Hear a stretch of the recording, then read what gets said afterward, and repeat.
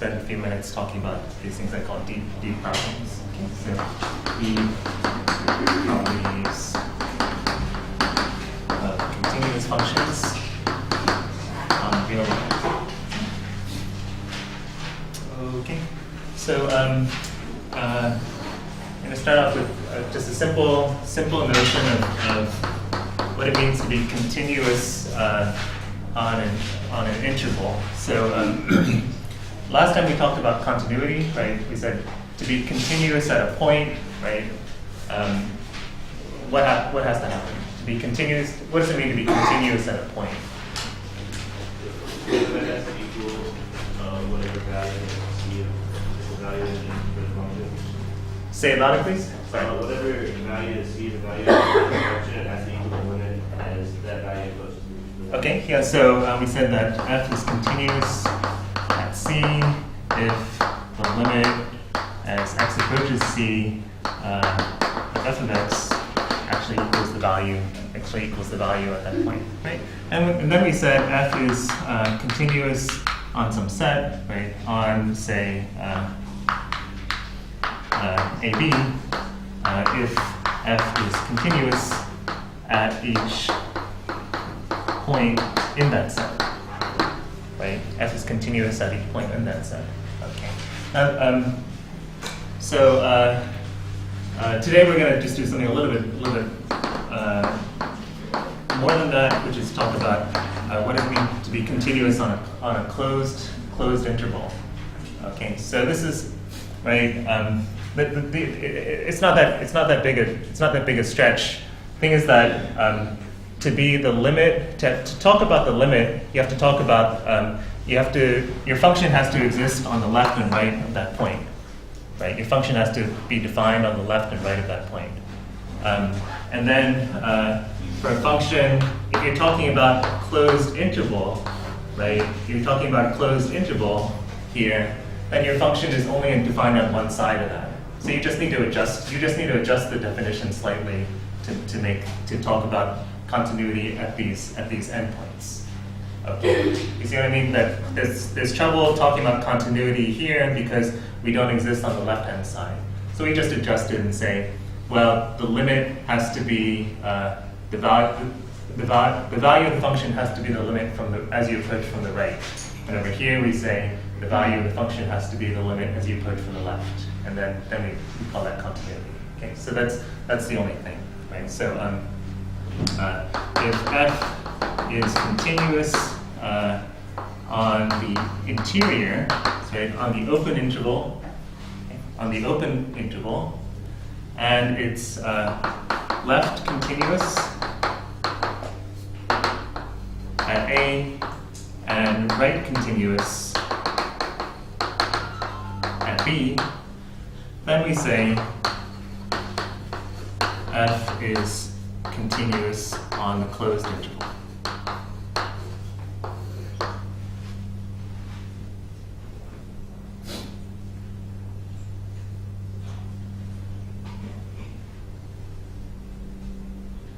Okay, and by left continuous at A, what we mean is, of course, that i.e.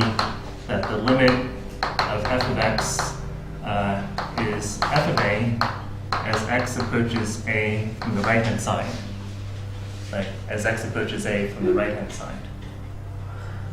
Right. So as you approach A from the right-hand side, your values get close to f of A. As you approach B from the left-hand side, your values get close to f of B, and that would mean that your left continuous here and your right continuous here. Okay. Okay. So this just an initial simple idea. Continuity on a closed interval. So continuity on a closed interval means that you're continuous on the inside of the interval and you're continuous at the endpoints in the appropriate sense. Okay. Any questions about this?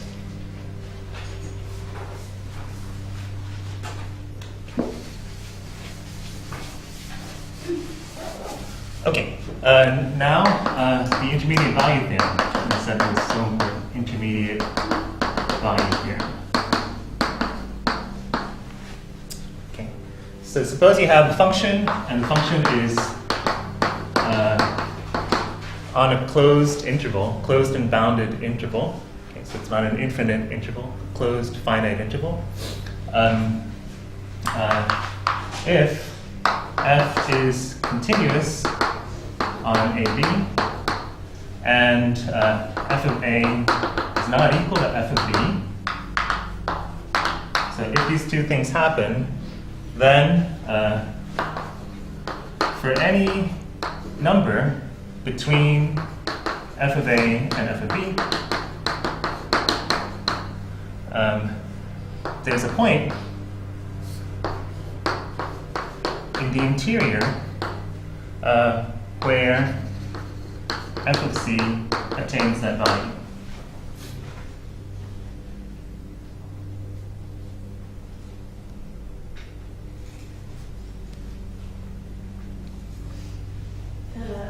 Wait, is that just saying there's any point, like what's the significance of? Okay, so look at it for half a minute and see if you can decipher what this is saying. Okay. Part of the game of learning mathematics is learning how to read. Here's a statement. It's in proper mathematical English. Okay. See if you can read it. See if you can read it. The backwards means There exists, yeah. exists, Yeah, okay. there exists. Yeah, so part of reading mathematical English is knowing, reading these things. But harder is comprehending it.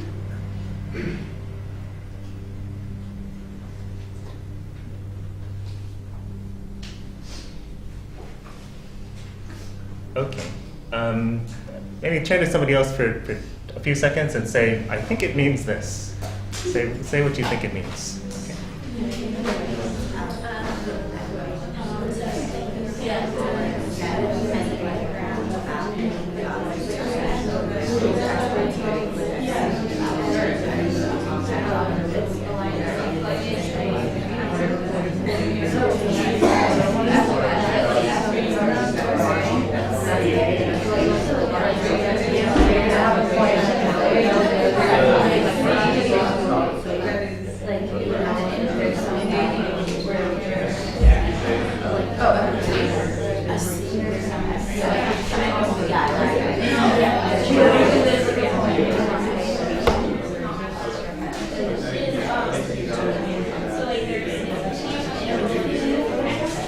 Okay. Okay. Who has an idea of what it is? Who has an idea of what it means?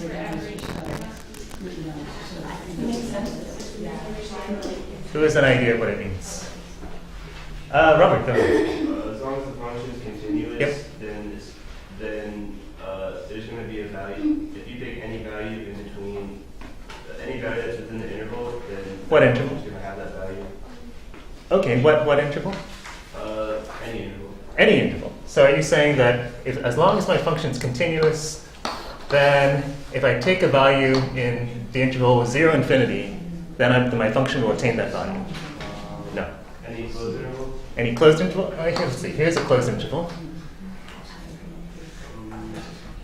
What interval? What interval?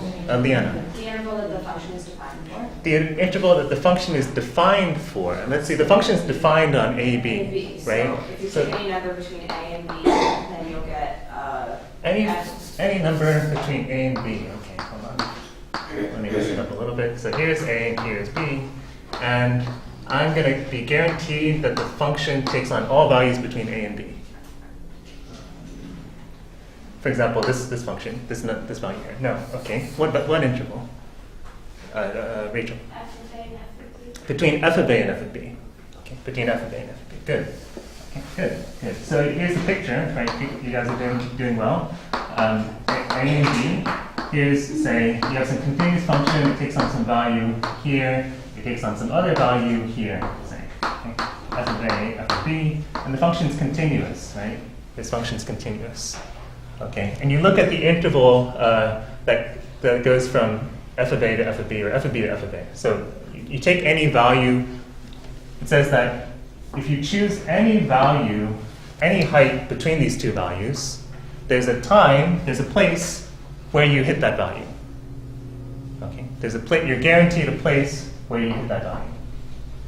Okay, and here it is, right? In this picture, I chose this gamma, and in my picture, I see that at this point, it seems like I attained that value. Okay, so the intermediate value theorem means that your function will attain every intermediate value between the two endpoint values. Okay, your function is guaranteed to attain every value between the two endpoint values. Ellie? What if you have like a parabola where like f of a and f of b are like 3 and 4 or something, and then you have the minimum? Yeah. But then if the minimum is like 0, but it's not between Okay, f so of a and f of b. say you have something like this, right? Like this. Okay, A, A, B. Okay, and you're saying, look, what are you saying? You're saying that, what are you saying? If you pick c like the min or like near the min, then f of c is not going to be between f of a and That's f of true. b. That's true. It's not saying that every value. It's not saying this. It's not saying every f of c lies between f of a and f of b. Oh, Okay. just c is between a and b. It's saying is that if you choose a value value between these two things, then it's attained. Okay, so in this picture, all it would be saying is that if you choose a value between these guys, well, there's a place where that value is attained. Okay, so it's easy to be confused. Like, sort of like, is this the same? Is this saying that? No, it's not. Okay, so like logic. Yeah. Okay. Okay. Okay. Okay, so is everyone getting a sense of this thing, right? Intermediate value theorem means that you attain every value. Okay. Let me ask you this. This is a tough question, maybe.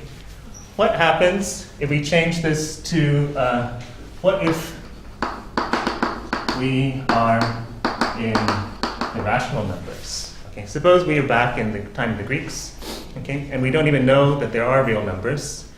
And is this sort of thing still true?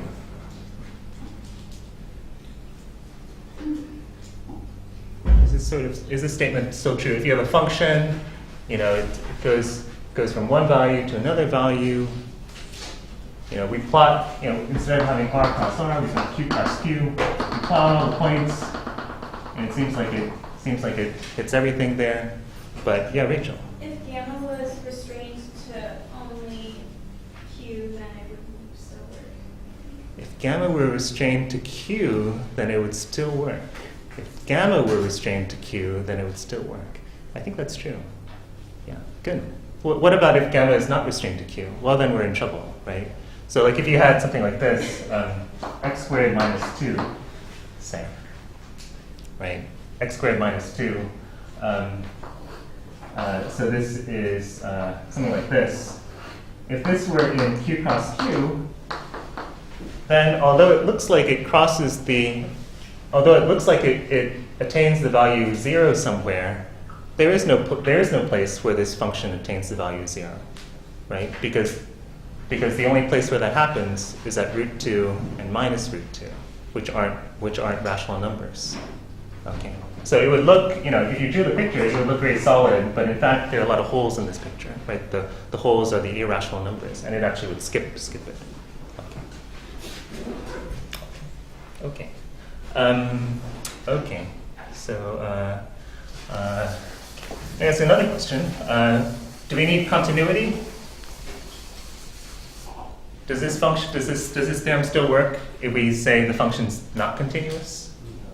No. Can somebody tell me what I should draw here to show that that doesn't happen? Raise your hand, please.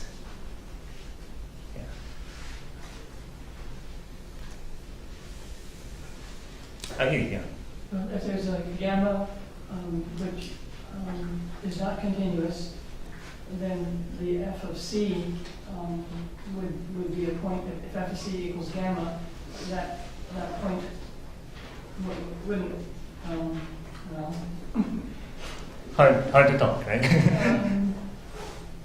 Can you draw me a picture? Like, so show me a function that's discontinuous and the intermediate value theorem fails badly. Say.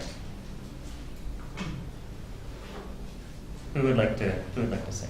Who would like to show me?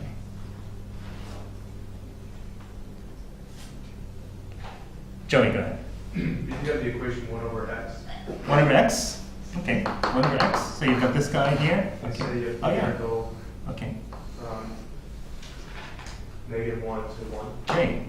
-1 to 1. You say, well, look, over here I take this value, over here I take this value, but there's no place where I attain the value 0. Right here I take the value -1, here I take the value 1, but there's no place where I attain the value 0. Okay. Or more pathological, I could have something like this, right? Right. So here's the function, attains the value 1 here, attains the value -1 here, and it attains no values in between. Right? So continuity is needed. Okay. Okay, so here's an example of how one uses this. Here's an example of how one uses this.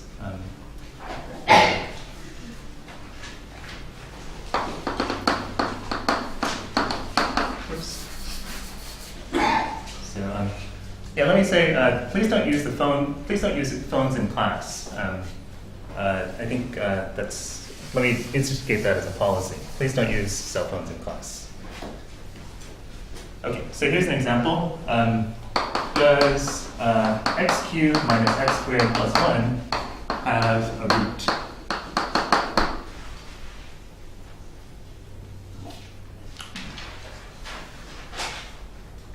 Is there a place where this function equals 0? Can you tell me a place where this function equals 0? Can you tell me a root of this equation?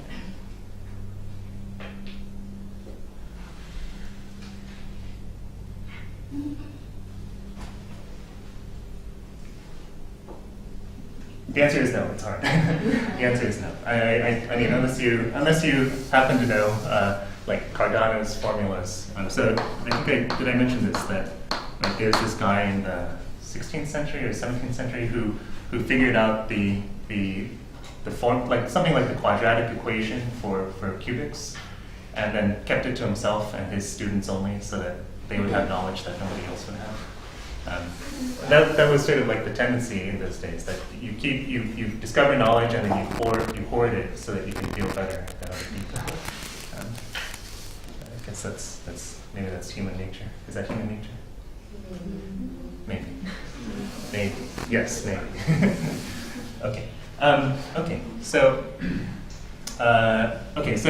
does it have a root? We can actually answer this using the intermediate value theorem. Is there a place where this thing crosses a line? So you say, okay, well, all we're asking is, is there a place where this thing crosses the line, right? Can somebody show me that this function has to cross the x-axis somewhere?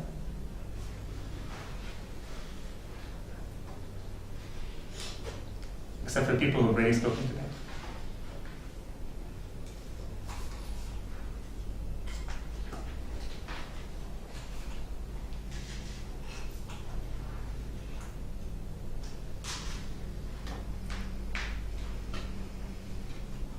Maybe think about it for a minute, or talk about it with other people for a minute. I'll be back.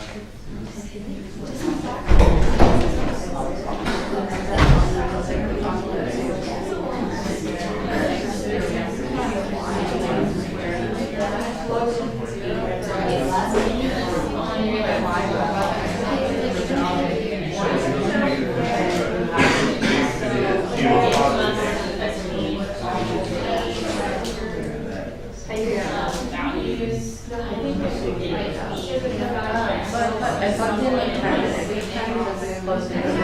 And so f of 10 is like 901 and f of 8 is 901. So it has to cross, yeah. 0 is between 9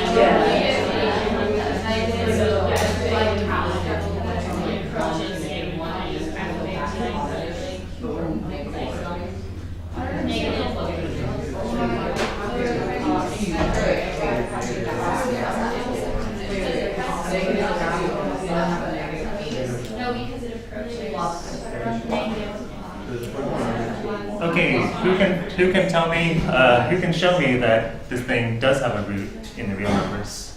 Who can show me? Maybe somebody who hasn't spoken, or Helen, do you want to say? No. No. My guess was if Yeah. you plug in Yes. 0 for x, that you get a y value. Okay, so you plug in 0 and you get 1 here, and then at time 0, this function that calls so f of 0 is 1, and then That's as far that's as far as you got. Okay, so there's some place where this guy is 1, and Cynthia? Well, polynomials are continuous in this polynomial. Okay, it's continuous, so yeah. So this guy is a continuous function, so we can apply the intermediate value theorem to it. We talked about like using an interval. Okay, so what interval you want to choose? Here's one endpoint of an interval, 0. At this endpoint, it's positive, right? The function's positive. What's another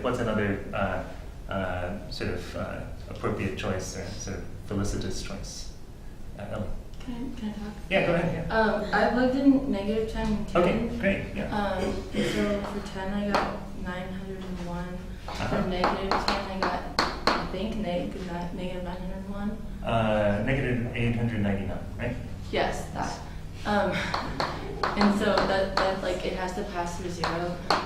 Right. So, yeah. Right.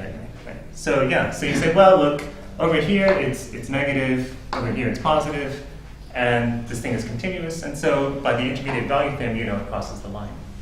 Right? You know it crosses the line. Right, there must be some place, and there could be more than one place, but at least there's some place where we attain the 0 value. Right? You choose your gamma to be 0. The intermediate value theorem says there is some place where so let gamma be 0. Intermediate value theorem says that there's some place between negative 10 and 10 where f of c is 0. Right? There's some place where you attain 0. There's a root somewhere. So even though you don't know you don't know where it is, you can sort of narrow it down.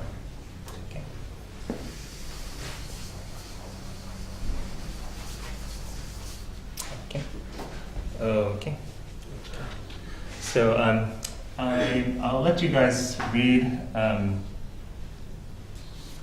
Let me go. I was going to do another example, but let me instead go on to the second important property, second key property.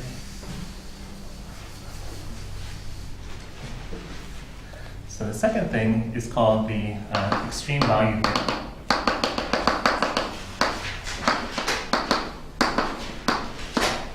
And you notice that we didn't justify the intermediate value theorem. We're not going to tell you why it works. Similarly, I'm not going to tell you why this thing works, because both of these things actually are things that depend on the difference between the real numbers and the rational numbers. Okay, right? What's the difference between the real numbers and the rational numbers? That's actually pretty hard to figure out, other than sort of obvious things like there's no square root in the. You don't have all the square roots or something. Right? There's a property of the real numbers. There's something that the real numbers have that the rationals don't have, and that is key to understanding these two theorems. And that's why I'm calling these things deep facts. Okay. In fact, we really should try to get the extreme value theorem because it's almost the foundation on which everything else in this course will rest. Okay. But there'll be this big hole. And I hope maybe some of you get inspired to go and try to fill that hole. Okay, so here it is. Okay, so maybe before that we need to mention a definition. So you have some function from S from some set, some set into the real numbers. We say alpha is a minimum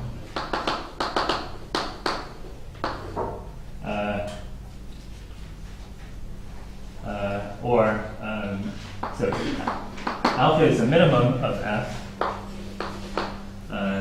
if f's value is there are smaller than all of f's other values.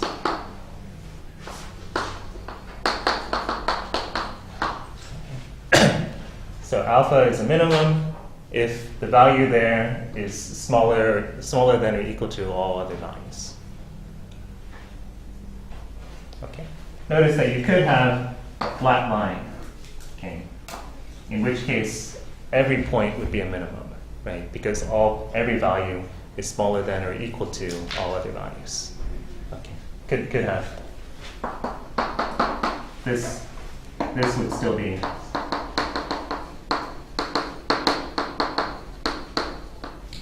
that's still a minimum, okay? Because it's less than or equal to all other values. Okay. Yeah, Tim. The little kind of E-shaped. Yeah, is an element. We say alpha. So you have some function, and here's its domain. Okay. We say this point in the domain is called a minimum, right? Any point. If you have some point in the domain and it has this property, then we call it a minimum. Okay. So so for example, if I'm looking at this function f of x equal to x, and I look at it on 1, 2, right? Then 1 is the minimum, right? So here's my function. The function is on 1, 2 to r, right? It's like this. Then 1 is the minimum, right? So, or you say f of 1 is the minimum value. F of alpha is the minimum value. Okay. Clear? Okay, and then similarly for max. I'm not going to define max because it's sort of obvious what we did. Okay. Okay. So here's the extreme value theorem. It says that this. Suppose you have some function. A question? Tete? Yeah. In the bracket, under the bracket, alpha still Alpha is still a minimum. a minimum. Still a minimum. So even if your function is a flat function, in that case, every point in the domain would be a minimum, right? Because we're saying you have to be less than or equal to. Okay.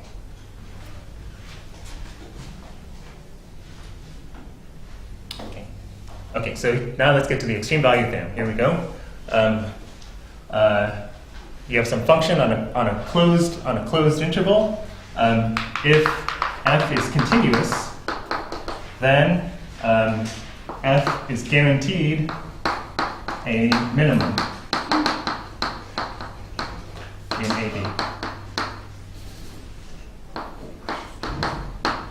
And it's also guaranteed as a maximum. Okay. So there's some place where you're guaranteed a point where a minimum occurs. You're guaranteed a point where a maximum occurs. Emily? Does the x have to be unique? No. Yeah. All we're saying is that it has a minimum. We're not saying it has a unique minimum.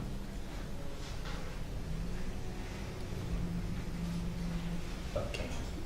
So this actually turns out to be like the theorem that is at the base of a lot of calculus. Okay. And it's a little bit sad that we can't explain it, but to explain it, we'd have to engage on a huge detour. Okay, we'd have to spend, I don't know, probably have to spend the rest of the course talking about it. Yeah. Okay. So let me ask you this: what if f is on an open interval?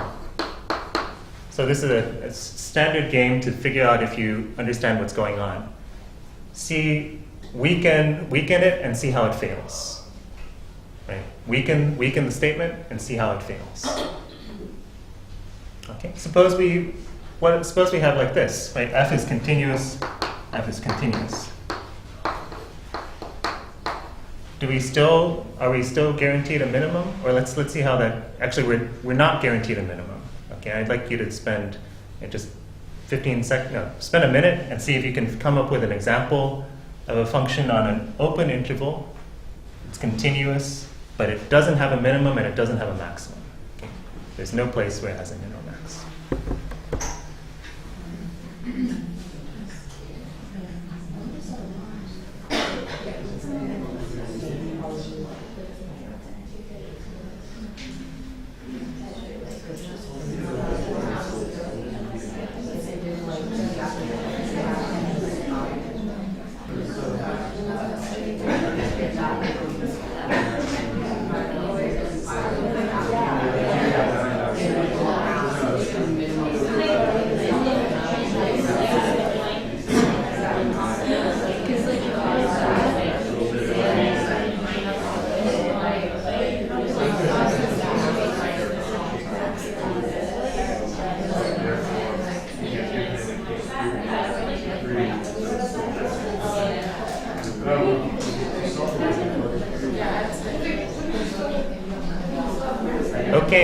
Okay. Would love somebody like to suggest an example, Helen?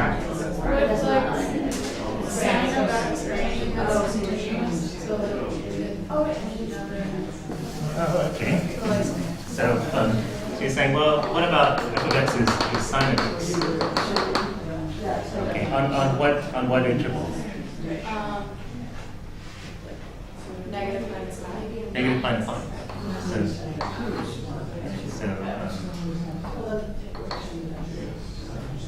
So you're saying on If you did like negative 2 pi. negative 2 pi. 2 pi. Yeah. Okay, and open at the ends. Okay, you're saying that doesn't have a minimum value? Well, it has since it twice, does that not? Both of those guys would still be minimum. Okay. Okay, hello. Okay,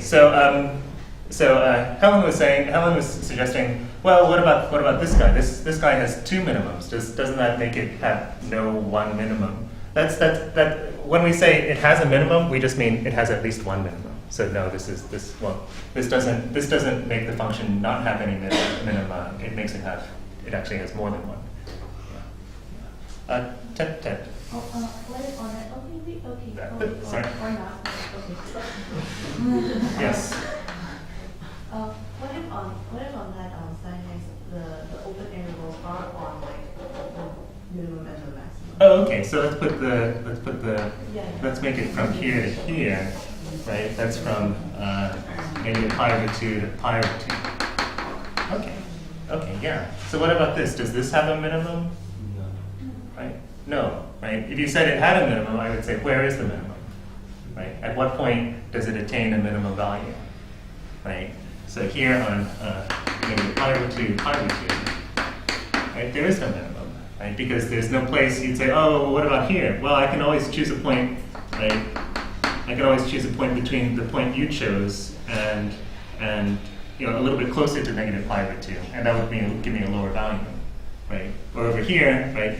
I'd say, well, maybe this is the max. Well, no, I can always try to find something in between that gives me a higher value, right? So you see that, in fact, we need not go to something as complicated as a sine. As I think Edie was pointing out, you could just use the example over there, straight line. Straight line with open at the endpoints will also do, right? No min, no max. Yeah, Emily. Is infinity considered like an absolute minimum if it like approaches negative infinity or something? Like in tangent? We don't consider infinity a number in this course, actually. Okay. Yeah, so for example, do you want to give an example? Tangent. Tangent. Okay, yeah. So you have something like this, right? On again, negative pi over 2, pi over 2, right? No min, no max, right? Continuous, but no min, no max, right? Or you could say f of x is 1 over x, right? On 0, 0, 1. Although that'll work actually. So 0, 1, right? No min, because again, you can play the game of always taking something closer to 1, right? And no max, because you can always take something closer to 0, right? And get a higher number. Okay, so yeah, Ellen. Can you explain again why the line open interval isn't going to have a minimum? Okay, so right, here's a line on some interval, on some open interval a, b. Okay, where is the minimum? Okay. Tell me where the minimum is attained.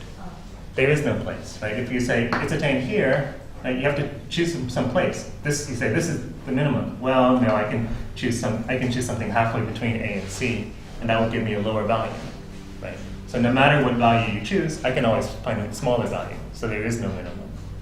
Which guy? Why can't you say f of a is the minimum? Because f is not defined at a. There is no value at a, right? This function. So we are on an open interval a b. It's not defined. It's not defined at a. And so that's why this you see that the closure is actually needed. Okay? The set has to be closed. Okay, and this turns out to be key. That the closure of this set somehow, if you have the open set, there's something infinite about it, and if you close the set, that somehow makes it sort of finite. Okay. Okay. So those two are the subtle properties that I wanted to talk about. I see I spent most of the time talking about it. Okay, so let's go on.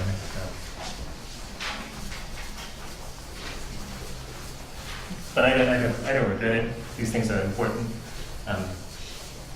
You should be exposed to them. Okay. So, 2.4, limits and infinity. Limits and infinity. Okay. So here's the motivation. Let's consider the limit as x approaches 0 of sine whatever x. The limit as x approaches 0 of sine 1 over x. Okay. Well, as we've said before, right, as x approaches 0, right, 1 over x heads off to infinity at a certain speed, and this function starts oscillating madly, right? Because the 1 over x is heading off towards infinity, and the sine values are going to start going crazy, right? You basically get something that looks almost like a solid. If you have, no matter how thin your ink is, it will become basically pure black as you get blackness here. Okay. Or let's consider the limit as x goes to 0 of the function. So this function, which is 1 on q and 0 on irrationals. Okay. So this function, whenever you feed it a rational number, it says 1. Whenever you feed it an irrational number, it says 0. Okay. So at every rational number, it takes on the value 1. At every irrational number, it takes on the value 0. Basically, it looks like almost looks like two solid lines. Okay. This function, basically, is jumping madly. What is the large x with q? It just means this function. Okay. There's a term for this. This is called the characteristic function of q, or sometimes called the indicator function. Right? It tells you when you're in the set. Right? If you're in Q, you give the value 1. If you're not in Q, then you give the value 0. Yeah. This is a Greek letter chi, right, for characteristic. Chi for characteristic. Yeah. Okay. So again, this is a function that as you head towards 0, it goes crazy. Right? It has no limit. So neither of these guys has a limit. So no limit. As x goes to 0. So if the limit doesn't exist, is that what you have to be? The same thing. Yeah, the same. We say there's no limit. Limit doesn't exist. Limit doesn't exist.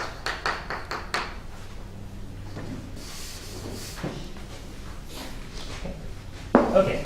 Now, if we consider, on the other hand, if we consider 1 over x squared or 1 over x, say, well, as x goes to 0, well, these functions, well, 1 over x squared, what does that look like? That will look like this, right? It'll head off as x gets smaller, right? 1 over x squared heads off, it gets larger and larger, right? 1 over x, for its part, goes very positive from the right-hand side and goes very negative from the left-hand side. Okay? So these things, although the limit doesn't exist, we think of these as somehow better than these guys, right? This actually is something more describable than this. Okay. So this leads us to the definition of limit being infinity. So the limit is infinite. So we say that the limit of f of x is infinity as x approaches c if, okay, so this, I don't know if you like it or not, but here we go. If given any m, there's an interval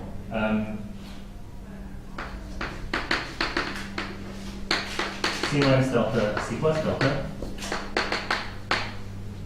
in which f of x exceeds m, except maybe at c itself.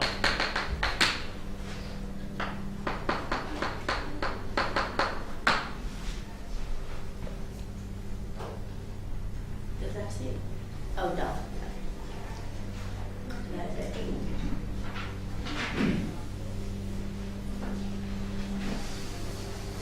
Okay, so here's the picture. Right? That's the language. Here's the picture. Right? Right? Given any m, this is like a bar. Like a bar, given a bar of any height. Okay? Given a bar of any height, here's at c, in this case it's 0. Given a bar of any height, there's an interval around c in which all the values exceed the bar. Right? There's an interval around c in which all the outputs are higher than the bar, except maybe at c itself. Okay.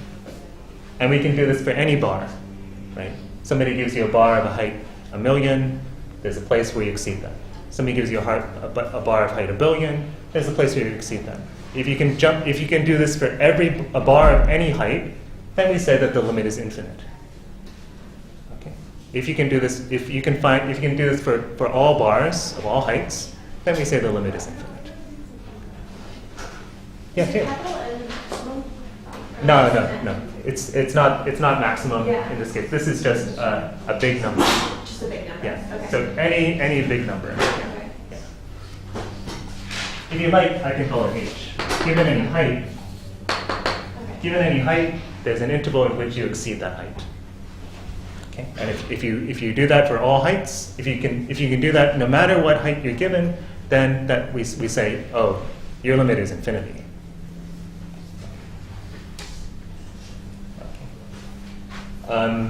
Right. Okay, and similarly for like approaching from the right-hand side, right? If I'm talking about x approaches c from the right-hand side being infinite, then the only change I make is I say there's an interval c plus delta. Right? There's a half interval on the right-hand side of c in which this happens. Okay, that's the only adjustment you make.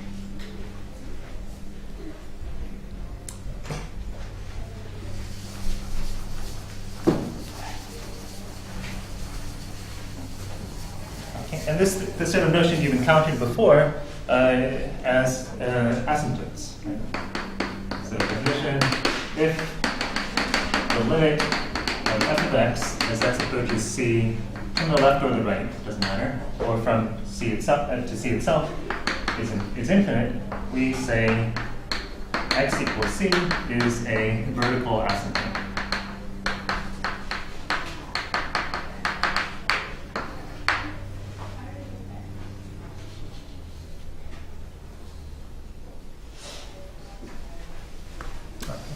just to review some pre-calculus, let me do an example. Okay.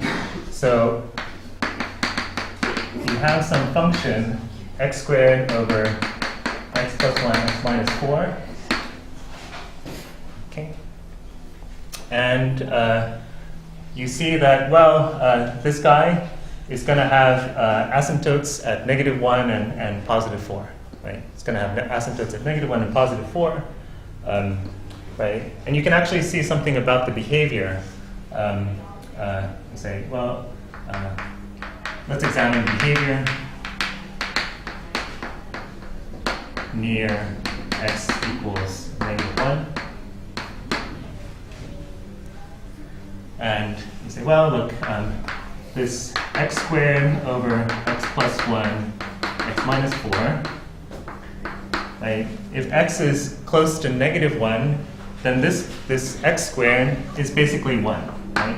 -1 squared. Right? X squared basically then becomes 1. X minus 4 becomes basically -5. Right? So we get your function, basically looks like this. Okay. Similarly, right, near x equals 4, your function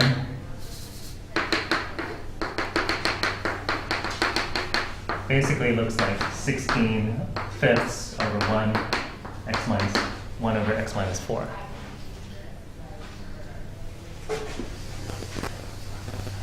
Right? Right?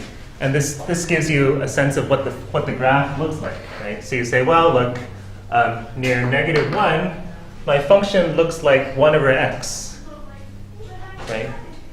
I have an asymptote there. My function looks like 1 over x shifted over to -1 and flipped over because I have a negative sign here, right? So 1 over x would look like this, right? But it's going to be flipped over because of the negative sign. So I know that my function looks basically like this. Okay, near -1.